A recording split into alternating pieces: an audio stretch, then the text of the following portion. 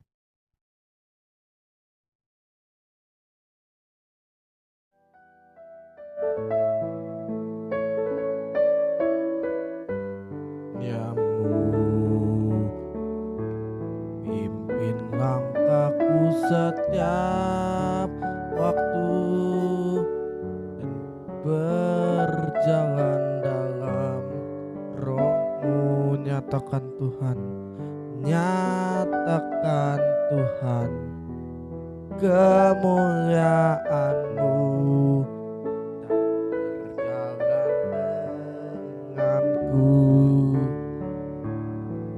karena Engkau besertaku. Sekarang ku berjalan, kami tahu Tuhan, ku tahu Tuhan, pimpin langkahku dengan kasih karunia-Mu. Langkahku setiap waktu berjalan dalam roh-Mu. Ku tahu Tuhan, pimpin dan berjalan denganku. Haleluya. Karena Engkau besertaku.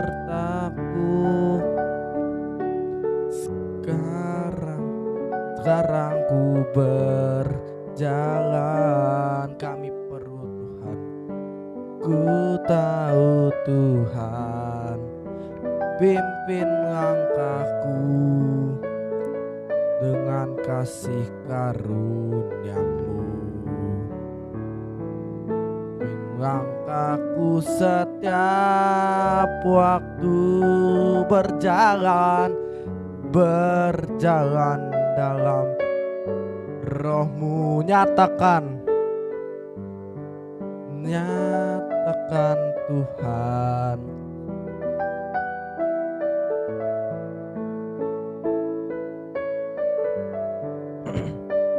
haleluya. Katakan, nyatakan Tuhan kemuliaan-Mu dan berjalan denganku. Nyatakan Tuhan kemuliaan-Mu dan berjalan denganku. Haleluya, mari sembah Dia.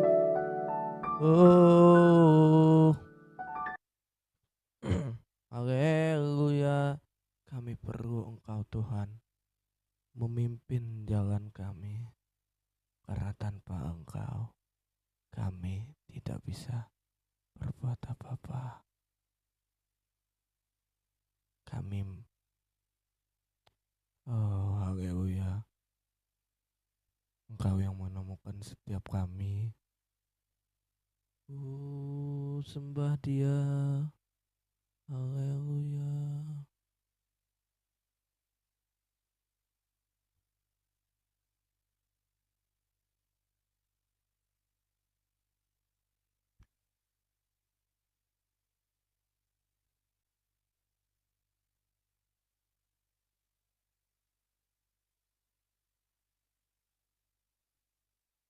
Haleluya. Mari kita bersyukur. Kami bersyukur Tuhan. Kami bersyukur Bapa. Oh,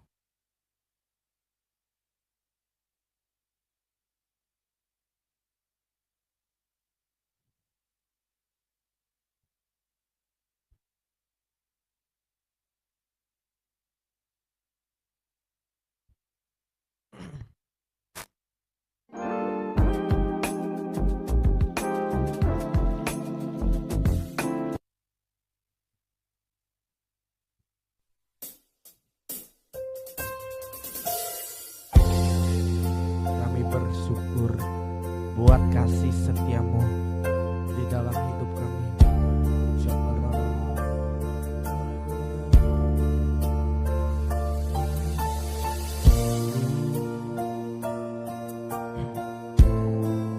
Katakan,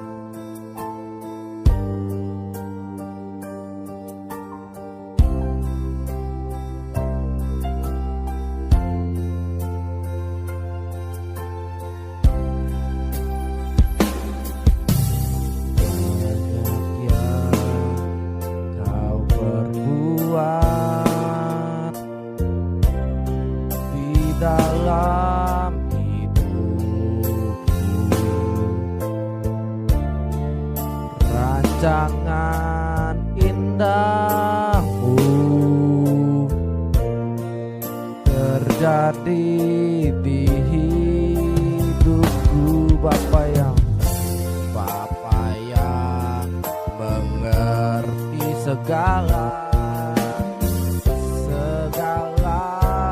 yang ku perlu. Kasihmu sempurna, nyata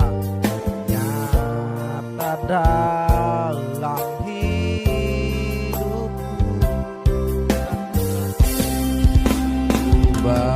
Bersyukur Bapa,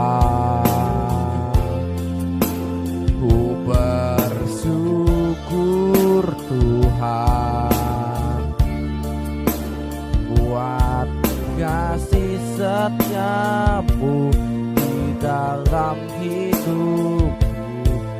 Ku bersyukur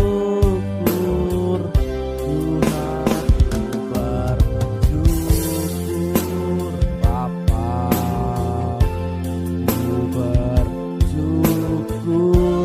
Tuhan buat kasih setiamu di dalam hidupku. Ku bersyukur Tuhan.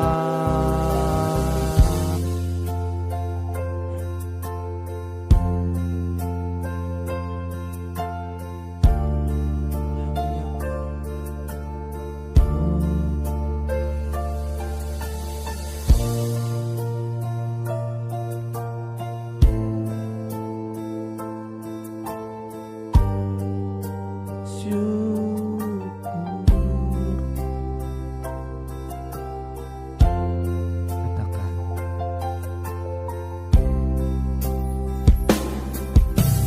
banyak yang kau perbuat di dalam hidupku. Sebab rancang indahmu terjadi di hidupku. Bapa yang mengerti segala yang ku perlu. Kasihmu sempurna, nyata dalam hidupku.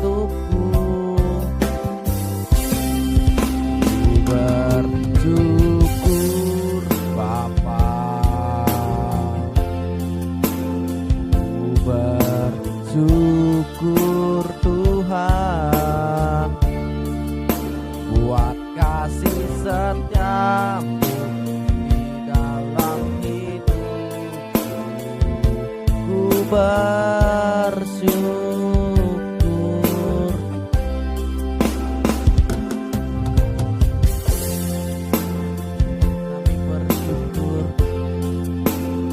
Kami bersyukur Tuhan karena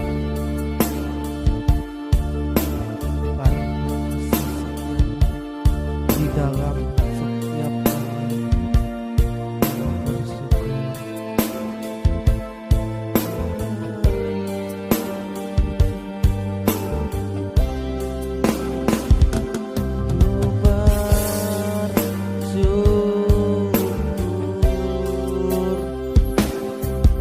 Tuhan,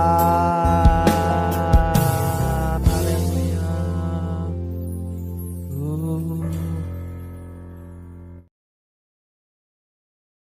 Sampaikan isi hatimu pada saat ini dalam nama Tuhan Yesus. Amin. Ya, hari ini kita akan membaca firman Tuhan. Kembali saya sudah lama tidak membahas tentang 7 mujizat yang dilakukan oleh Tuhan Yesus. Tapi sebelum itu saya mohon maaf. Kemarin di beberapa pembahasan kita ada yang saya lewatkan, yaitu Yesus memberi makan 5.000 orang. Ayat 1, sesudah itu Yesus berangkat ke seberang danau Galilea, yaitu danau Tiberias. Orang banyak berbondong-bondong mengikuti dia karena melihat mujizat-mujizat penyembuhan yang diadakannya terhadap orang sakit. Dan Yesus naik ke atas gunung dan duduk di situ dengan murid-muridnya. Dan pasca hari raya orang Yahudi sudah dekat. Ketika Yesus memandang sekelilingnya dan melihat bahwa orang-orang banyak berbondong-bondong datang kepadanya, berkatalah dia kepada Filipus, di manakah kita akan membuih roti supaya mereka ini dapat makan? Hal itu dikatakannya untuk mencobai dia, sebab ia sendiri tahu apa yang hendak dilakukannya. Jawab Filipus kepadanya, roti seharga 200 dinar tidak akan cukup untuk mereka ini, sekalipun mereka mendapat sepotong kecil-kecil. Seorang dari murid-muridnya, yaitu Andreas, saudara Simon Petrus, berkata kepadanya, di sini ada seorang yang mempunyai 5 roti jelai dan 2 ikan, tapi apakah artinya untuk orang sebanyak ini? Kata Yesus, suruh orang-orang itu duduk.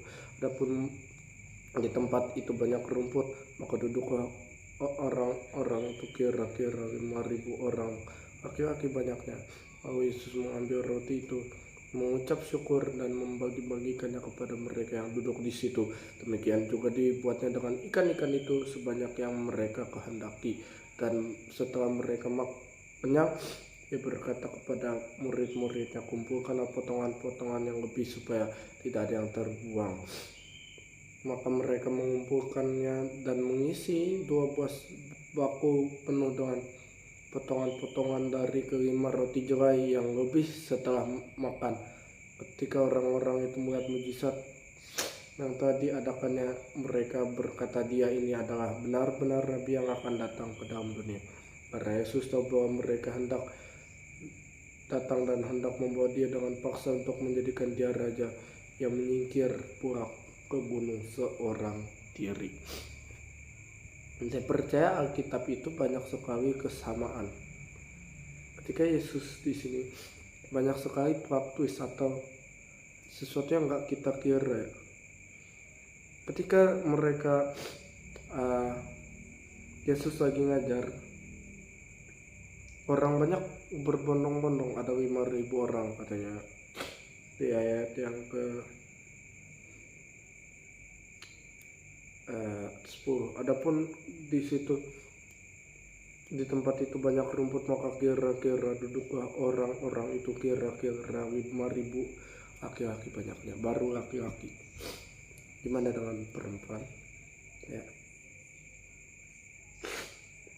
Murid-muridnya pada saat itu berpikir dengan logika. Mereka berkata, di sini ada seorang anak yang mempunyai 5 roti jelai dan 2 ikan. Apakah artinya itu untuk orang sebanyak ini? Kadang kita berpikir dalam hidup, kita cuma punya segini, apa yang mau kita, bisakah untuk hidup kita?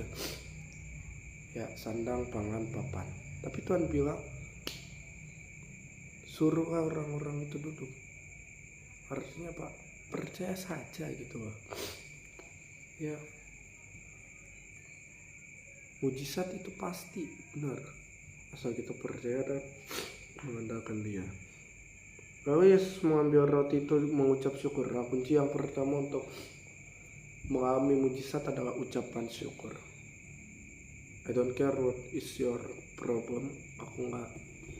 I don't know what is or what are your problem. Aku nggak tahu masalahmu, saya nggak tahu masalahmu.